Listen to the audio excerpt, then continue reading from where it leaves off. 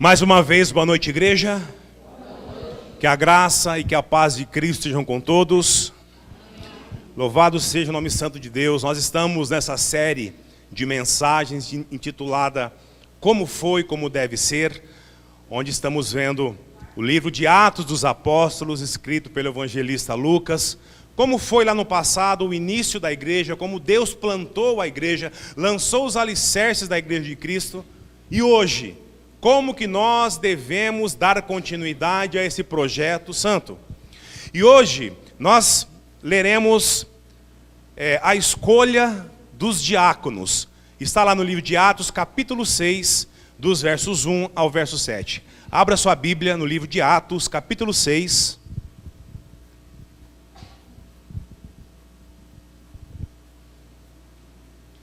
Atos dos Apóstolos, capítulo 6, dos versos 1 até o verso de número 7.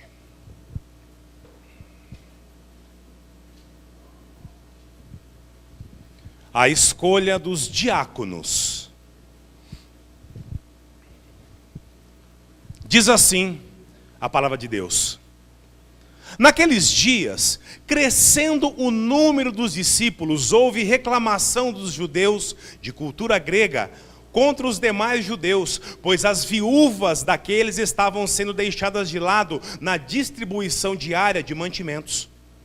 Em razão disso, os 12 convocaram a multidão dos discípulos e disseram, não faz sentido que deixemos a palavra de Deus e sirvamos as mesas. Portanto, irmãos, escolhei dentre vós 7 homens de boa reputação, cheios do Espírito Santo e de sabedoria, aos quais encarreguemos desse serviço. Mas nós devotaremos à oração e ao ministério da palavra. A proposta agradou a todos e elegeram Estevão, homem cheio de fé e do Espírito Santo, Filipe, Prócopo, Nicanor, Timão, Pármenas, Nicolau, prosélito de Antioquia. E os apresentaram perante os apóstolos, os quais, depois de orar, impuseram-lhes as mãos. E a palavra de Deus era divulgada, de modo que o número dos discípulos em Jerusalém se multiplicava muito, e vários sacerdotes obedeciam à fé. Até aqui, abaixe sua cabeça, vamos orar. Senhor, nós estamos, Senhor, mais uma vez diante da Tua palavra, Pai, nós clamamos a ação do Teu Santo Espírito, Deus. Abra nosso coração, Senhor, abra nosso entendimento, Pai. Nos permita enxergar as verdades contidas aqui e pedimos a Ti, Deus, que mude o nosso interior, mude o nosso caráter, Pai. Nós possamos sair daqui melhores que nós entramos. Fala poderosamente ao nosso coração, Deus. Que o Seu Santo Espírito nos guie em meio a todos esses versos. E essa oração que fazemos, Pai, não é nos nossos méritos, pelo contrário, é no de Jesus. Somente a Ele toda a honra e glória para sempre. Amém.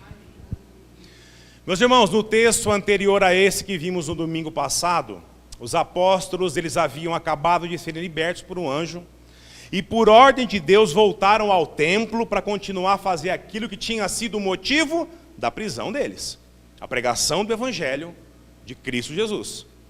O Sinédrio em Jerusalém se reuniu novamente e ordenaram que os guardas os trouxessem para eles de novo.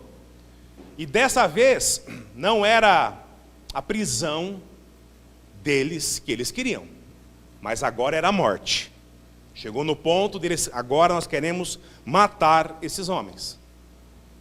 Então no Sinédrio levantou-se um fariseu chamado Gamaliel, um conhecido rabi dos judeus, muito sábio, e vendo toda aquela situação, movido por Deus, dá um conselho precioso a todos do Sinédrio. Gamaliel lembrou que antes dos apóstolos já havia surgido outros tipos de movimentos parecidos com o cristianismo, e que seus líderes foram todos mortos, e os seguidores deles todos dispersos. E que se esse movimento aqui chamado cristianismo não fosse da parte de Deus, pois todos os outros também eram liderados por pessoas que se diziam quem? O Messias. Se não fosse de Deus, tudo acabaria como os demais, em nada. Mas se o cristianismo fosse da parte de Deus e Jesus fosse o Messias enviado, não seria prudente Deus encontrar eles em oposição ao Senhor. Um sábio conselho, obviamente instruído por Deus, e que livrou mais uma vez os apóstolos da morte. Mas como bons judeus que eram, e baseado na lei de Moisés, não saiu barato isso não, aplicaram uma pena de 40 chicotadas antes de soltá-los. Além de proibir eles novamente de não falarem sobre Jesus. Então eles foram soltos e saíram de lá extremamente alegres, por achar favor em Deus, por terem sido perseguidos com sofrimento, em nome de Jesus. Porque para eles valia muito mais obedecer a Deus do que obedecer aos homens. Então eles voltam a pregar o evangelho todos os dias, no templo, mas também de casa em casa, em toda a Jerusalém. Esse texto que nós lemos no domingo passado falou muito ao nosso coração. E então nós chegamos ao texto de hoje, que é a escolha dos 7 diáconos da primeira igreja de Cristo. E que creio, tenho plena convicção que falará muito a mim e a você nessa noite. Amém, igreja? Amém. Meus irmãos, o texto de hoje aponta para o crescimento da igreja e os problemas que isso acarreta. E as soluções que Deus traz, e os apontamentos sobre as dificuldades que os cristãos iriam enfrentar a partir dali, passando até pelos dias de hoje, e até quando o Senhor voltar. O texto será dividido em 4 partes, onde veremos cada uma delas através dos seus respectivos versos. Por isso eu peço a você, meu irmão, minha irmã, mantenha sua Bíblia aberta. Primeiro ponto. Foi um problema que começou a ter dentro da igreja, dentro da comunidade dos cristãos. Leia novamente comigo o verso de número 1. Naqueles dias, crescendo o número dos discípulos, houve reclamação dos judeus de cultura grega contra os demais judeus, pois as viúvas daqueles estavam sendo deixadas de lado na distribuição diária de alimentos. Meus irmãos, seja no templo ou na comunidade dos cristãos, havia o entendimento de que era necessário cuidar das viúvas e dos pobres. A lei de Moisés trazia esse mandamento e ele era visto na própria atividade do templo, no dia a dia, onde parte das ofertas eram destinadas às viúvas e aos necessitados. E dentro da igreja de Cristo, desde o início, também havia essa preocupação. Nos textos anteriores a esses que nós lemos aqui, nós podemos ver isso, que a igreja, ela se colocou de uma forma assim, muito generosa, a generosidade grande dos seus servos, que vendiam próprias propriedades e traziam aos pés dos apóstolos, para que eles fizessem um bom uso daquilo e cuidassem daquela gente. Sendo que eles mesmos, os apóstolos, estavam responsáveis por essa tarefa. Além de se preocupar com o ensino e com a espiritualidade de toda a igreja. E lembrando que a igreja começou com os 12. Quando Cristo ascendeu aos céus, eram 120. Com o início das pregações de Pedro, passaram do dia para a noite para milhares de pessoas. E o texto aqui traz uma verdade para mim e para você. Quanto mais a igreja cresce, mais problemas irão aparecer. E o primeiro problema que surgiu aqui na igreja de Atos, será que nós estamos livres desse problema? Foi a murmuração. Murmuração. O povo alegava que a administração dos recursos, das ofertas que recebiam, não estavam sendo feitos de forma correta. No caso, por quem? Pelos próprios apóstolos. Mas aqui, irmãos, havia 2 possibilidades. 2. A primeira era que a igreja, ela não se reunia como nós hoje em dia. Não era um templo para 6, 7 mil pessoas, como temos hoje. Eles se reuniam nas suas casas. Então imagina comigo, era muita casa. E os apóstolos eram quantos? 12. Para organizar as pessoas que iriam levar os mantimentos até essas casas, é óbvio que não iriam dar conta. E a segunda possibilidade poderia ser o quê? O preconceito. Uma vez que a igreja era formada por judeus, chamados hebreus, que eram judeus, e judeus chamados helenistas, que eram judeus gregos.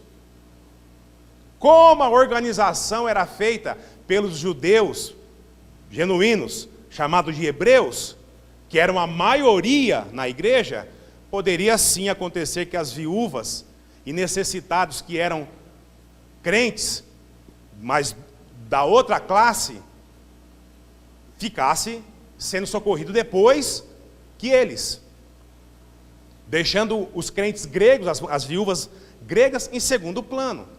Ou seja, negligência com os crentes que eram gentios poderia ser sem intenção, por não darem conta mesmo, ou porque os hebreus estavam dando preferência àqueles que eram da fé judaica. O texto não diz de forma clara, irmãos, mas esse era o motivo da reclamação dos crentes gregos, os crentes chamados helenistas. E eu, de forma bem particular, eu sou propenso a crer, irmãos, que era a primeira hipótese, sim. Uma vez que não há nenhuma correção de Deus no próprio texto, nem nos demais. A igreja cresce rápido demais, e rápido também aparecerão os problemas de gestão relacionados a esse crescimento. Mas esse não era o problema real em si. As viúvas estavam sendo esquecidas, e isso era um fato. A reclamação disso era verdadeira, era legítima. O problema foi a forma que fizeram isso, através da murmuração. Meus irmãos, murmurar diante de um problema, diante de uma dificuldade, não é a reação correta que eu e você, como crentes em Cristo, devemos ter. Murmuração não é só uma simples reclamação, mas é também um colocar de culpa. Os apóstolos perceberam aqui que havia potencial de ocorrer, sabe o quê? A primeira divisão na igreja do Senhor. A igreja escapou, meus irmãos, por um fio. Pois essa igreja ela simplesmente poderia ter se transformado na igreja cristã hebraísta e na igreja cristã helenista dos gregos, lá atrás. Já pensou? Qual foi o motivo dessa divisão? Foi doutrina? Não. O quê? Cesta básica. Cesta básica. Irmãos, muitas igrejas se dividem, não só por questões doutrinárias, mas o que vem crescendo de forma alarmante são divisões por questões o quê? Administrativas.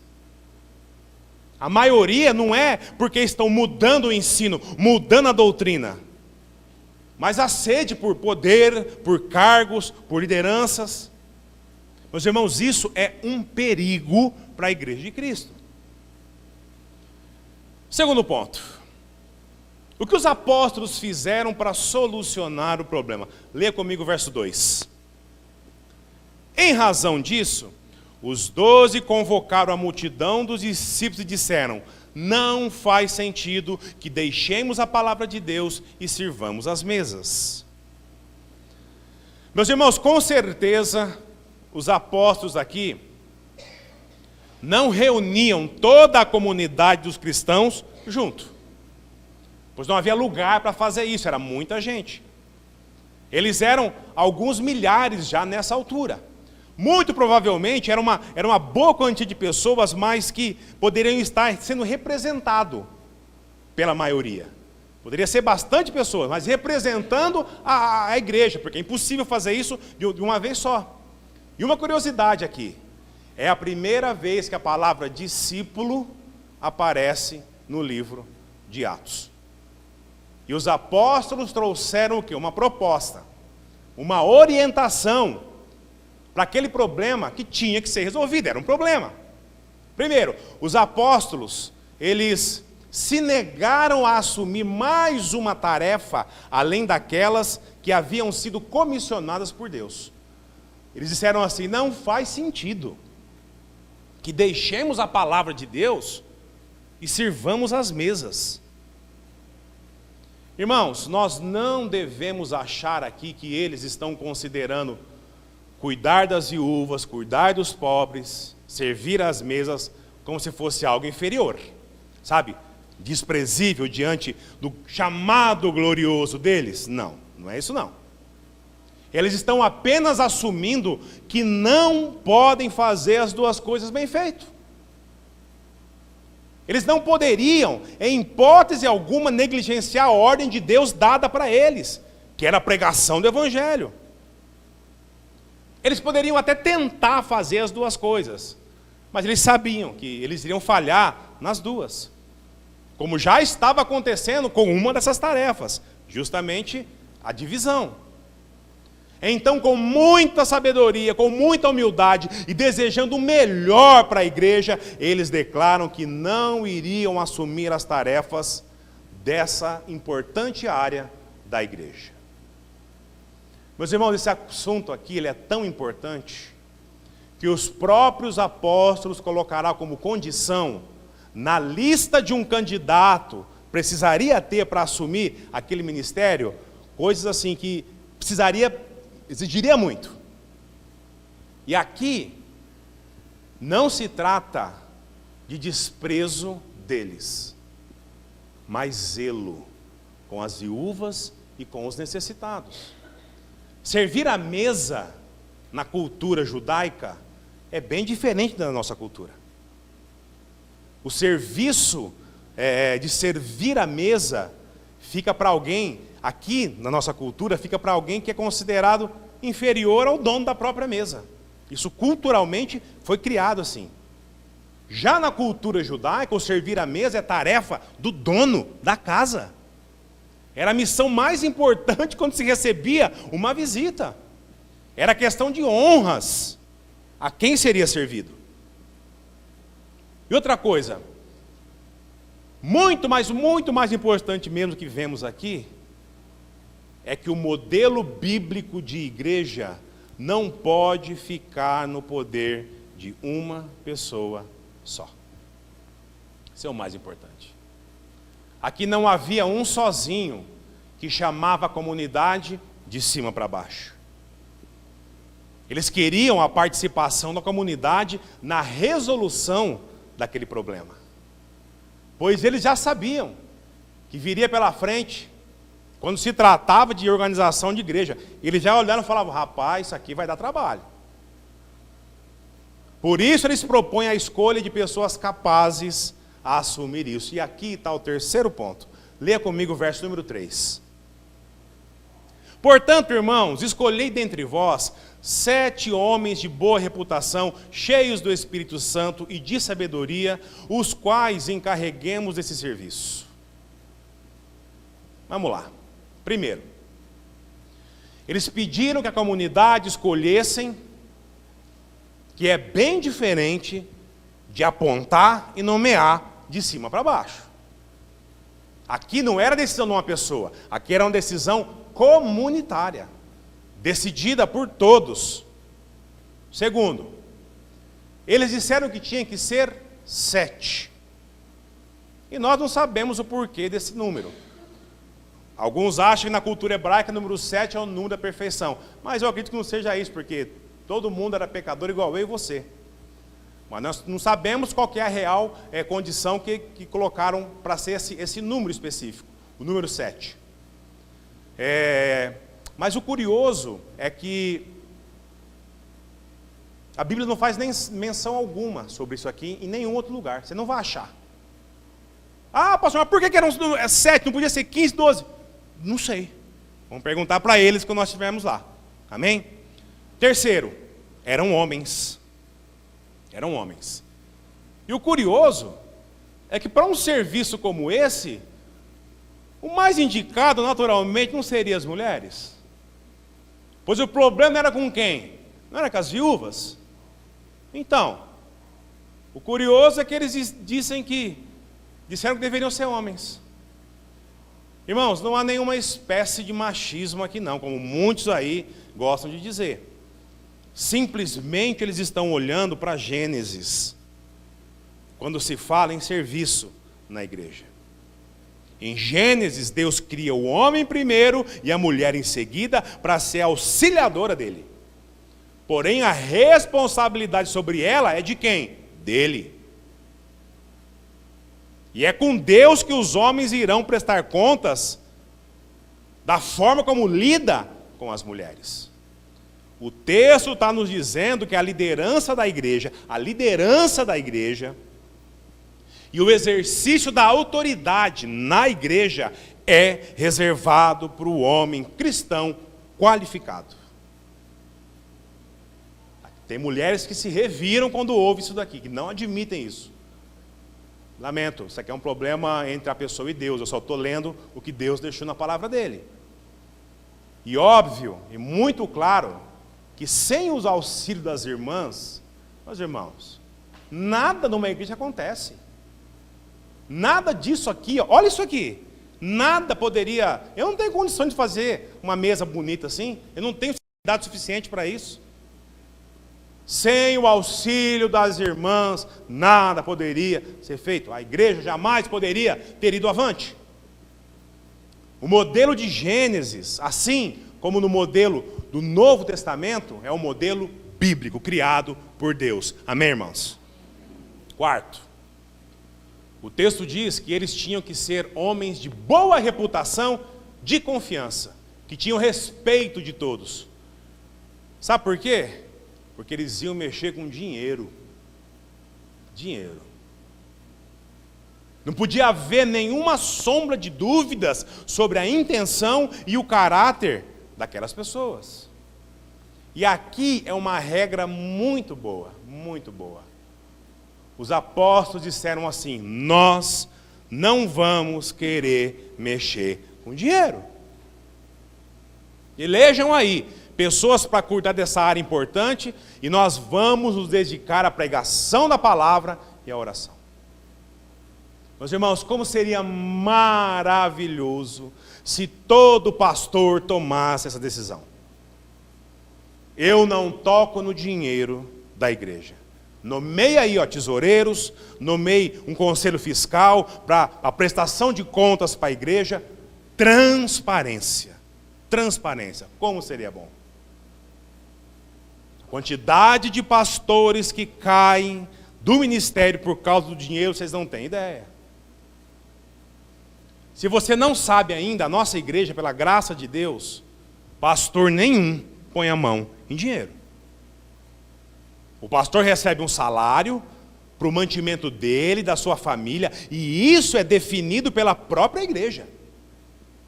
Nós temos tesoureiros, nós temos tesoureiras, seguindo o modelo de Gênesis, que cuida com muita responsabilidade do dinheiro da igreja. E temos também o que? Um conselho fiscal. O que é isso? Pessoas que vão olhar para o trabalho do tesoureiro e atestar se está correto ou não. Tudo isso para quê? Para que não haja necessidade de pastor algum se preocupar com dinheiro. Não tem motivo para pastor se preocupar com dinheiro. Para que se preocupe apenas com o quê? Ensinar as escrituras, pregar a palavra de Deus, orar e pastorear o rebanho. Amém, irmãos? Mas que bom seria que se todo lugar fosse assim. Mas infelizmente não é, e a gente acaba presenciando alguns escândalos chatos aí. Quinto, homens cheios do Espírito Santo. Aí você pode estar se perguntando: ué, pastor, mas está cheio do Espírito Santo? Vimos aqui no livro de Atos mesmo. Não era para pregar, fazer sinais e prodígios, expelir demônios, orar? Pois é. Mas Deus nos diz que até para entregar cesta básica, o crente tem que ser cheio do Espírito Santo. Cheio do Espírito Santo e de sabedoria. Para saber se a viúva, se o necessitado estava mesmo precisando de uma cesta básica, ou talvez de algum curso de capacitação, para arrumar um emprego, para se reerguer, seguir em frente pelas próprias pernas. Porque muitas vezes, for só a cesta básica, vai criar dependência. Encoraja a pessoa a se tornar o quê? Cômoda. Cheia de preguiça. Irmão, não precisa ir longe não. Olha a sua volta. Aqui mesmo, a gente consegue enxergar muito isso. Isso vira, sabe o quê? Assistencialismo. E a pessoa vai viver na mão dos outros. Vira moeda de troca. De favor. E acha que está fazendo o melhor negócio da sua vida. Ó, nós temos aqui emprego e cesta básica. O que você acha que ela vai escolher? Emprego e cesta básica. Irmãos, veja bem, tem gente que precisa de fato de uma cesta básica, e aqui eu não estou falando de forma generalizada. Mas tem pessoas que precisam mesmo de um trabalho, de qualificação, para melhorar a condição de vida. E muitas vezes a igreja tem essa funcionalidade, de exortar a pessoa, de buscar o pão com as próprias mãos, assim como tem pessoas que são impossibilitadas, por exemplo. Aí o que acontece? A igreja se levanta e ajuda com o que ele precisa. Percebe que tem que ter muita sabedoria para administrar isso? Não é todo mundo chega a cesta básica, não, não é assim. Não é assim que funciona. A própria palavra de Deus instrui a isso. Não pode ser qualquer um dando dinheiro, comida à torta à direita, não. Aliás, Paulo vai tratar disso na primeira carta a Timóteo, capítulo 5. Depois você dá uma lida lá. Onde ele fala que não é para colocar na lista de auxílio da igreja viúvas que tenham filhos. Pois os filhos têm que aprender a cuidar das suas mães. Portanto, tinha que ser cheio do Espírito Santo e sabedoria. E o que prova que como os apóstolos lidavam isso com muita importância. Porque eles sabiam do tamanho, da gravidade do problema, e tinha que ser pessoas realmente capazes de fazer isso. Amém, irmãos? Tudo isso para que eles pudessem fazer o quê? Os apóstolos. Quarto ponto, leia comigo o verso 4. Mas nós nos devotaremos à oração e ao ministério da palavra. Ou seja, quem vocês escolherem não cuidar desse serviço. Quanto a nós, iremos nos dedicar à oração e à pregação da palavra de Deus. Irmãos, a oração aqui, no grego que foi escrito, tem um sentido de oração pública e de oração particular.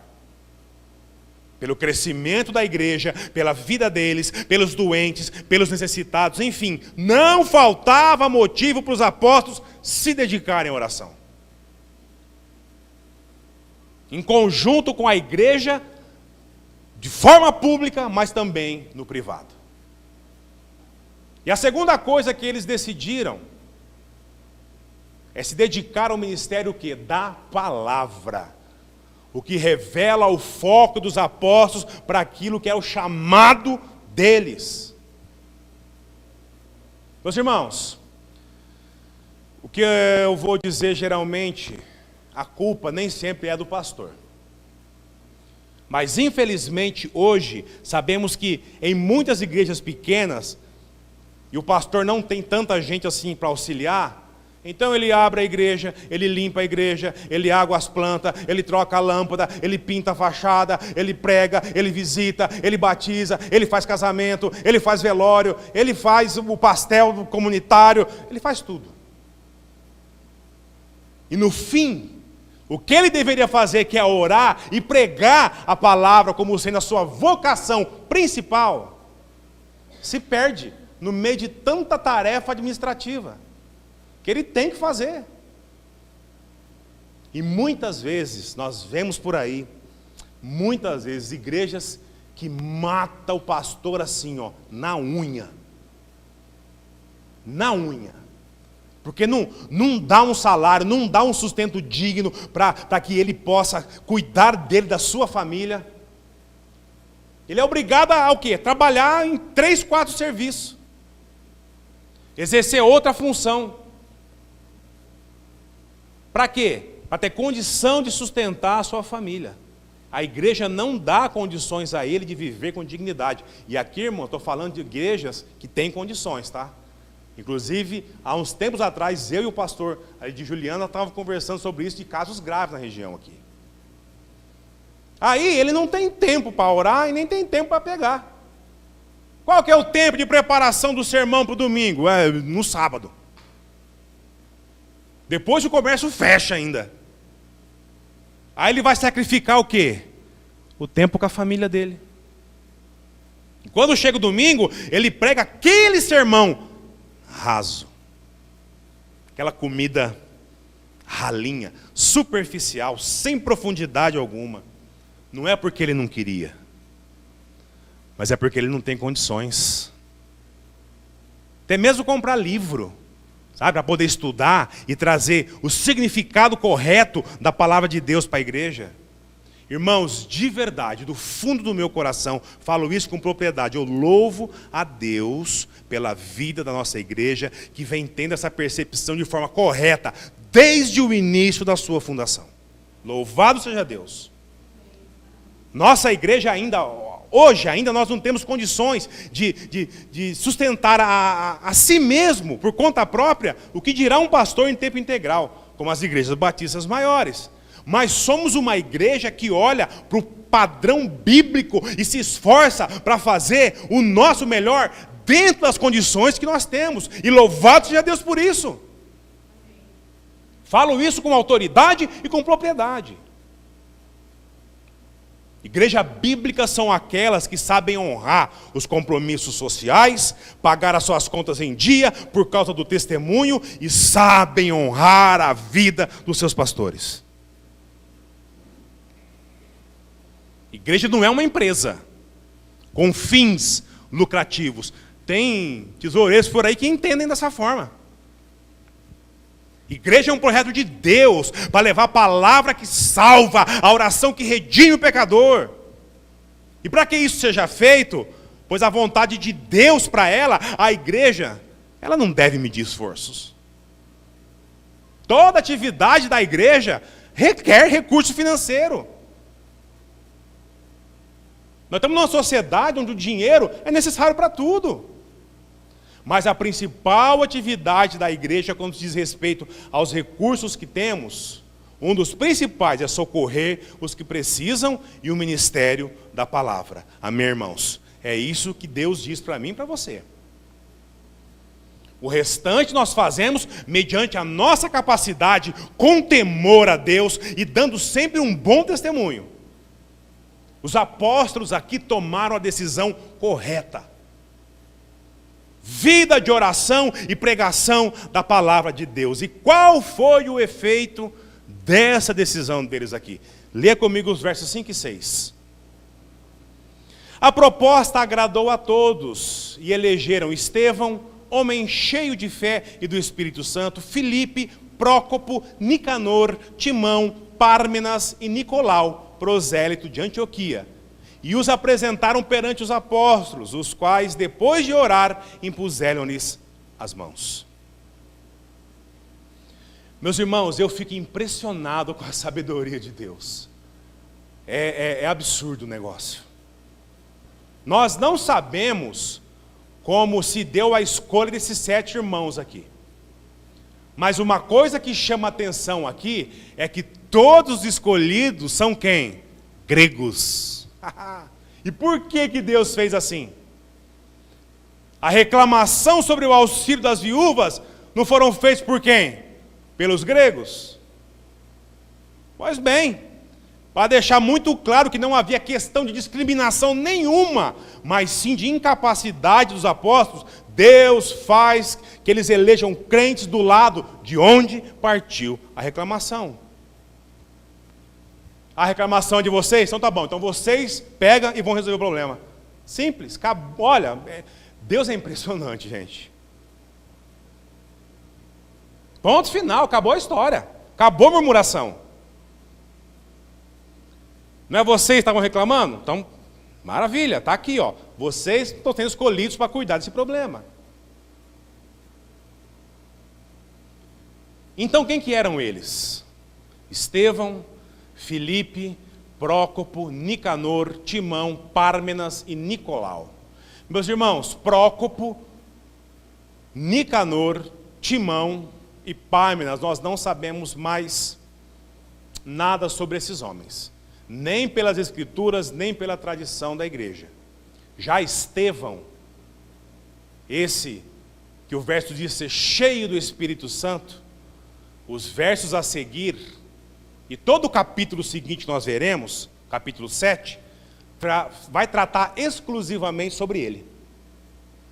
Como o primeiro mártir, aquele que morreu, o primeiro a morrer pela igreja de Cristo. Depois, Filipe, que era um evangelista que levou a palavra de Deus a regiões lá da Samaria. E Nicolau, que era prosélito de Antioquia. O que é um prosélito? Prosélito é um gentil, um grego, uma pessoa que não faz parte não nasceu judeu, mas que ele se circuncida para se tornar parte do povo de Israel, se tornando judeu através da circuncisão. Isso é um prosélito. Mas mesmo assim era considerado o quê? Um grego, um helenista. Alguns, pela tradição da igreja, falam que esse Nicolau aqui, mais para frente ele vai se desviar da igreja.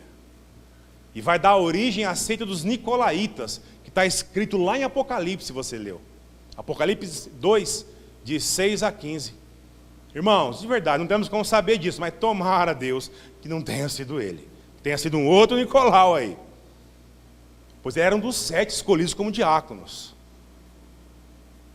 E no verso 6 diz que depois de orar, os apóstolos impuseram as mãos, reconhecendo que Deus era o originador daqueles ofícios ali, pedindo que Deus cuidasse da vida daqueles homens. E em seguida a imposição das mãos, que era um costume do Antigo Testamento, na consagração de algum sacerdote, algum rei, algum profeta, havia o quê? Imposição de mãos, que traz a ideia do quê? De transferência de autoridade e poder, ou seja, os apóstolos estavam transferindo autoridade para aqueles homens fazer o que tinham que ser feito. Meus irmãos, só existem 2 tipos de imposição de mãos no Novo Testamento. A imposição de mãos para os diáconos e a imposição de mãos para os presbíteros, para os pastores. E por que eu digo isso? Porque os apóstolos nunca impuseram as mãos em quem quer que seja para ser apóstolo. Não tem sucessão apostólica na Bíblia. Logo em seguida aqui, o apóstolo Tiago ele vai morrer. E eles não chamam alguém e impõem as mãos para substituir Tiago. Não tem sucessão apostólica no Novo Testamento. O número era 12 por causa da representação das 12 tribos de Israel. Mas à medida que eles foram morrendo, não houve uma substituição sequer. O que automaticamente refuta a sucessão, por exemplo, de Pedro, pelo Papa da Igreja Católica. Isso não existe. E os apóstolos que vêm espalhados por aí, todo dia tem um apóstolo novo. Irmãos, isso eu não vou nem comentar. Os apóstolos impuseram as mãos nos diáconos e nos presbíteros, e só. A comunidade dos crentes escolheram os 7, mas quem impôs a mão foi quem? Os apóstolos. Amém, igreja? Ficou claro? Amém. E o texto termina com os efeitos positivos dessa medida. Lê comigo o verso 7. E a palavra de Deus era divulgada de modo que o número dos discípulos de Jerusalém se multiplicava muito, e vários sacerdotes obedeciam à fé. Meus irmãos, quando Lucas diz aqui nesse verso que a palavra de Deus crescia, ele se refere ao número de pessoas que se convertiam Por causa da pregação do evangelho que eles estavam ouvindo. É o que dissemos domingo passado. O crescimento da igreja e a palavra, a pregação da palavra, anda junto. Tem gente que quer encher a igreja hoje. Aí o que ela faz? A liderança faz show, faz teatro, faz apelo, faz tudo no gosto de quem? Do cliente. Mas a igreja bíblica só cresce com pregação da palavra, com pregação do evangelho. E a prova está aqui na continuação do verso. Lê comigo aí, ó. De modo que o número dos discípulos em Jerusalém se multiplicava muito. E o texto diz ainda que vários sacerdotes obedeciam à fé. Ou seja, sacerdotes que eram responsáveis pela atividade do templo. Oração, sacrifício, estavam entendendo que Jesus era o sacrifício perfeito e abandonaram o serviço sacerdotal para seguir o Cordeiro que tira o pecado do mundo. E louvado seja Deus por isso. Amém, irmãos? Eu queria caminhar para o final aqui, fazendo mais uma aplicação, além do que já foi feito no decorrer do texto. E esse texto nos traz uma lição preciosa, que nos diz que a liderança da igreja, ela deve ser composta por pessoas qualificadas. O que na prática significa isso? Que para ser um tesoureiro, a pessoa tem que ser mestre em administração? Não. Que para ser o introdutor do culto, introdutor das pessoas, ela tem que ser um mestre de cerimônia? Também não. Que para cantar aqui no louvor, tem que ter a carteirinha da Ordem dos Músicos do Brasil? Não. É claro que se a pessoa indicada para a tesouraria, e isso é Deus movendo a própria igreja, também for um bom administrador, louvado seja Deus. Se a irmã da recepção, ela seja a dona da maior empresa de evento da cidade, louvado seja Deus. Se o irmão do louvor é um multi-instrumentista, um cantor altamente técnico, louvado seja Deus por isso. Mas isso é o que menos importa. O que Deus realmente espera que eles sejam é crentes, cheios do Espírito Santo e que tenha sabedoria. Amém, irmãos? Sabedoria não é o mesmo que conhecimento. Um analfabeto, ele pode ser muito mais sábio que um doutor. Mas quando se trata em servir, basicamente, 3 coisas irão afastar o servo de fazer a vontade de Deus. 3. Tem mais, só vou colocar 3 aqui. Medo, receio e preguiça.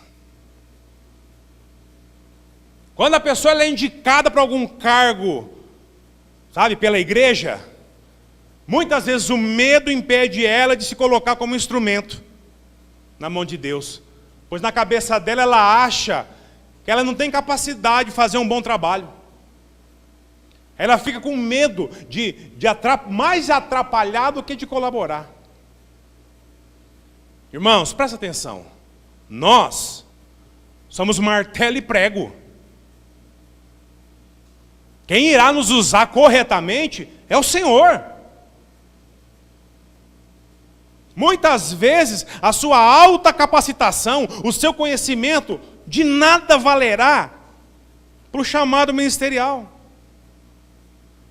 Ao passo que outras vezes, dentro da sua ignorância, da sua humildade, Deus vai realizar maravilhas na igreja usando esse servo, tido como incapaz. Irmãos, a obra de Deus não é nossa, é dele. Amém? Se coloque como instrumento, irmão, nas mãos de quem te redimiu. E faça o melhor que você puder para aquilo que você foi chamado a fazer, sem medo, pois o Senhor é contigo, igreja. Amém, irmãos? Amém.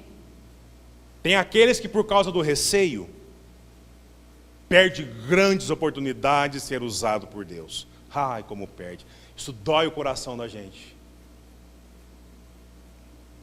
O receio aqui pode ser um monte de coisa. Eu receio que eu não vou conseguir fazer bem feito, porque o meu trabalho me ocupa muito, a minha família demanda muita atenção, e etc, etc, etc, etc. Eu não vou aceitar a indicação para o ministério, porque eu receio que, sei lá, fulano não vai muito com a minha cara, e eu não quero uma confusão, não. Nem para mim, nem para ele. Irmãos, Moisés teve receios quando Deus chamou ele para fazer a sua obra. Deus disse, vá ao Egito. E Moisés respondeu, Senhor, mas se eu for para lá eu vou ser preso. Deus diz a Moisés, vá e fale de mim. Moisés respondeu, Senhor, além de ser preso, pai, eu tenho a língua presa, eu sou gago, como é que eu vou falar do Senhor? E você já leu o que Moisés fez? Sendo usado por Deus? Irmão, se você olhar para a Bíblia, verá que os maiores feitos de Deus, usando um servo, foi com esse servo cheio de medo e de receio. Não dar ouvidos a um chamado de Deus por esses motivos é achar que Deus não tem tanto poder assim.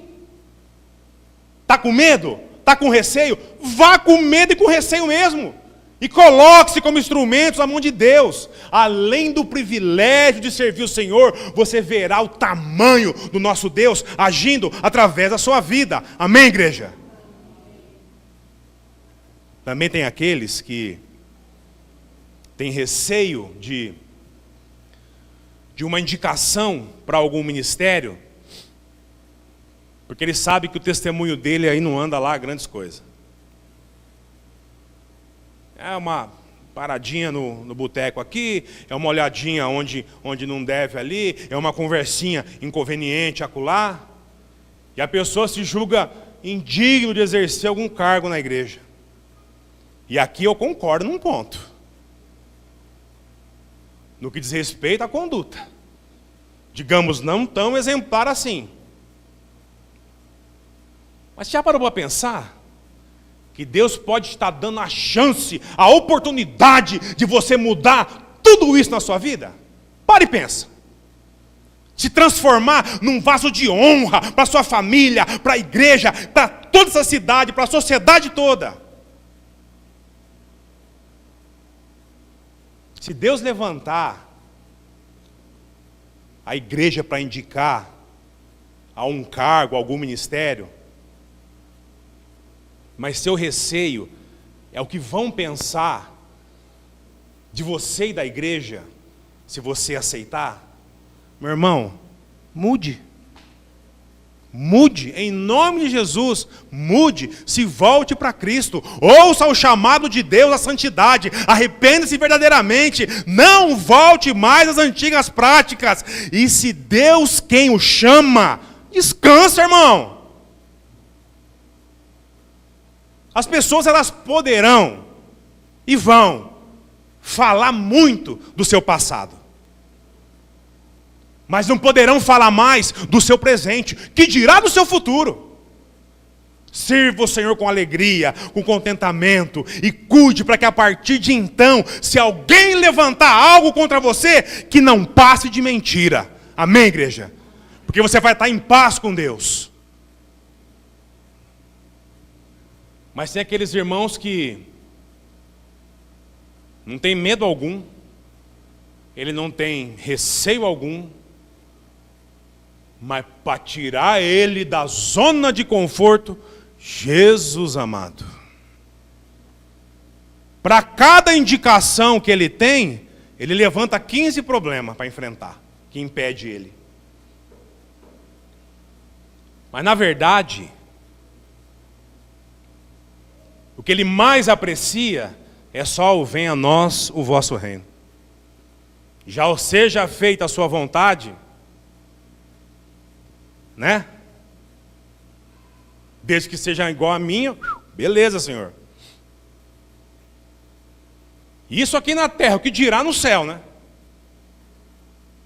Se houver alguém com esse tipo de pensamento aqui, eu creio que não há. Meu irmão, minha irmã, você está ganhando numa loteria, mas não quer receber o prêmio. Brincadeira, irmãos. O crente não joga, viu? Não aposta porque confia na provisão de Deus. Só uma ilustração.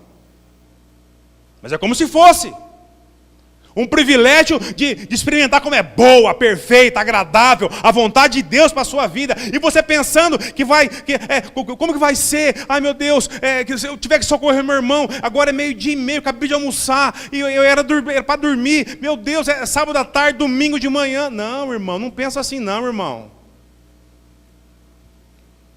Já pensou? Mas já parou para pensar que Deus pode estar querendo tratar justamente isso na sua vida? Para que seja um servo melhor, um crente melhor, uma esposa melhor, um marido, um pai, uma mãe, um filho melhor. Provérbios 21, de 25 a 26. O preguiçoso morre de tanto desejar e nunca pôr as mãos no trabalho. O dia inteiro ele deseja mais e mais, enquanto o justo reparte sem cessar. Confie na graça de Deus, irmão. Confie na graça de Deus, irmã. Confie na boa mão do Senhor. Se Deus chamar você, dê ouvidos. Se coloque nas mãos de Cristo, mesmo com medo, mesmo com receio, deixe a preguiça de lado e sirva a Deus.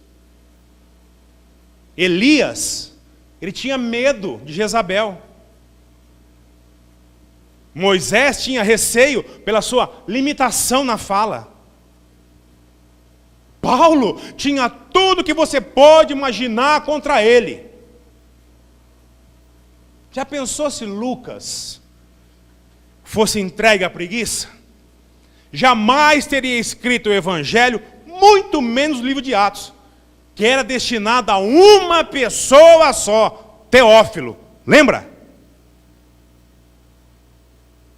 Irmãos, Deus nos perdoa em Cristo Jesus, por meio dele, nós alcançamos a remissão dos nossos pecados e a salvação da ira vindoura de Deus. Com isso, nós somos chamados para fazer o quê? A sua obra. Se permita, irmão. Se coloque nas mãos do Senhor. Ajuste a rota da caminhada e sirva. Mas sirva, não chutando o chão, não com cara emburrada. Com alegria, com prazer, com contentamento, com gratidão. Pois essa é a vontade de Cristo Jesus a todo aquele que foi alcançado pelo poder do Evangelho. Amém?